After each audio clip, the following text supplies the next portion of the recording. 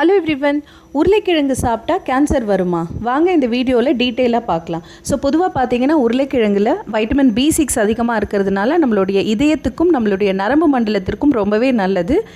And இதில் vitamin C and carbohydrate அதிக அளவு இருக்கிறதுனால நம்மளோட ஹோல் டே எனர்ஜிக்கு, சஸ்டெயின்டு எனர்ஜிக்கு ரொம்பவே நல்லது. வெயிட் லாஸ் பண்ணணும்னு நினைக்கிறவங்க காலையில் இதை சாப்பிட்றப்ப ரொம்பவே நல்லது.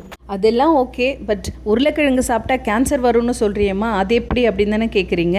ஸோ நம்ம பொதுவாக மார்க்கெட்டில் வாங்குகிற உருளைக்கிழங்குல இந்த மாதிரி க்ரீன் கலர் உருளைக்கிழங்கு நிறைய நம்ம பார்த்துருப்போம். ஸோ இது என்ன அப்படின்னு பார்த்தீங்கன்னா, இது ஒரு ஃபங்கஸ், அதாவது பூஞ்சை ப்ரொடியூஸ் பண்ணக்கூடிய ஒரு நச்சு பொருள், ஒரு டாக்ஸின். ஸோ இதுதான் இந்த பச்சை நிறத்தில் க்ரீன் கலரில் இருக்கிறது.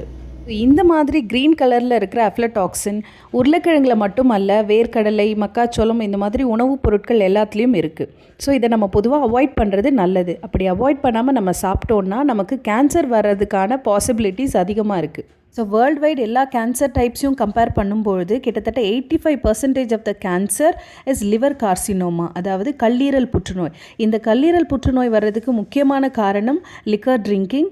அப்பார்ட் ஃப்ரம் தட் இந்த அஃப்லடாக்சினும் ஒரு முக்கியமான பங்கு வகிக்குது. ஸோ இந்த இன்ஃபர்மேஷன் நார்மல் பீப்புளுக்கு பொதுவாக தெரியாது. ஸோ என்ன மாதிரி ரிசர்ச்சர்ஸ்க்கு மட்டுமே தெரிந்த ஒரு யூஸ்ஃபுல் இன்ஃபர்மேஷன்.